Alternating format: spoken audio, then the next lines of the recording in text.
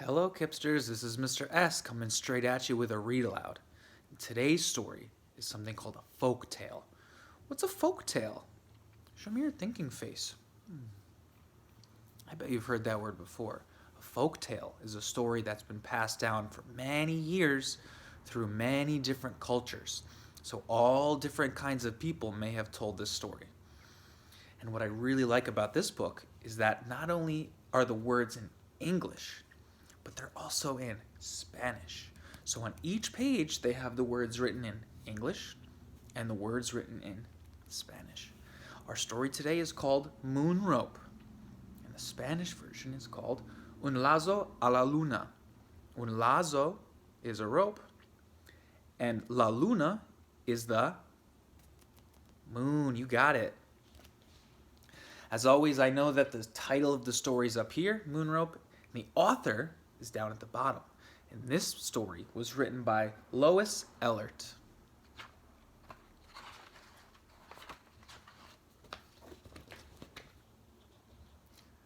Mole was taking a break from digging for worms when Fox came by. "Mole," he said, "if you could have anything in the world, what would it be?" What do you think? If you could have anything in the world, what would it be? Think about it.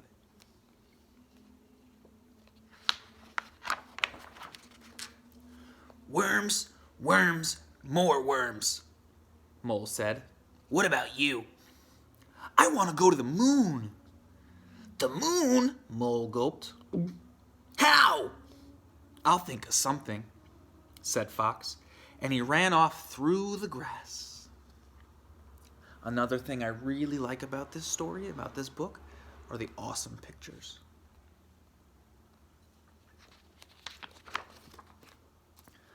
Fox liked running through the grass. It tickled his fur, and that gave him an idea. Why not make a rope of grass? With a loop at one end, he could hitch it to the tip of the moon and climb up. He said he could hitch the rope to the moon. What do you think it means to hitch something? Think about it. If you wanted to hitch the rope to the moon, I think it means to attach something. You got it. Fox ran back. "Mole, I've got it. Both of us can climb to the moon on my rope." Mole blinked. "Both of us?"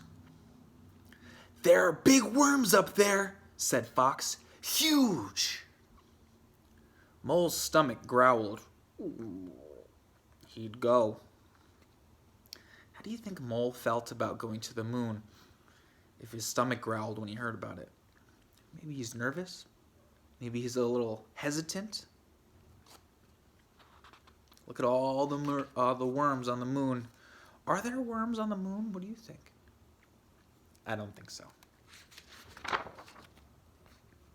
Mole and Fox braided grass into a long rope and waited for a crescent moon to appear. Whew. What's a crescent moon? A crescent moon looks like this. Then Fox twirled the rope high over his head.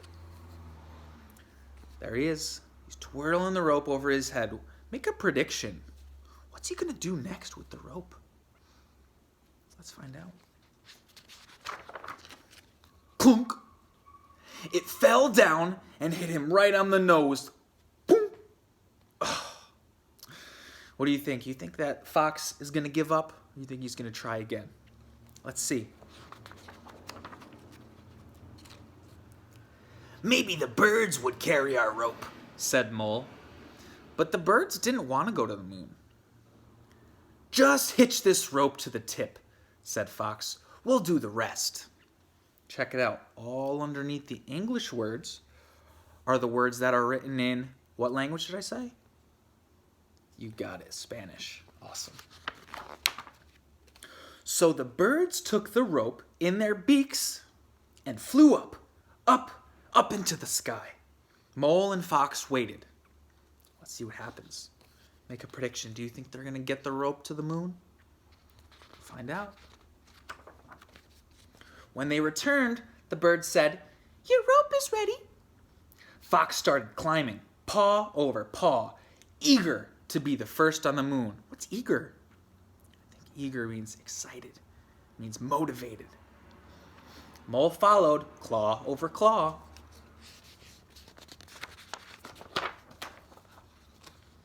Fox kept his eyes on the moon, but not Mole. He kept glancing back to Earth. Show me a glance. To glance means to look. Suddenly, Mole's claws slipped. He fell through the air, down, down, down. Let's see what happens next. Plump! Mole landed on a bird. They had been following the two climbers. Mole hung on as tightly as he was carried back home. So he was holding on tight as he was carried all the way back to Earth.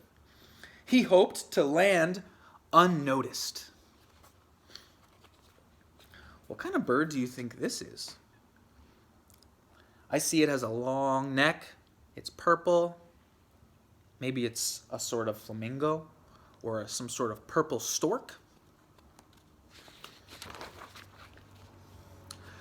But all the creatures were watching. Was he unnoticed, or did the creatures notice him? They saw him. They laughed at Mole. "Maybe you didn't slip," said Snake. "Maybe you let go on purpose so you could come back home." Did the mole slip on purpose?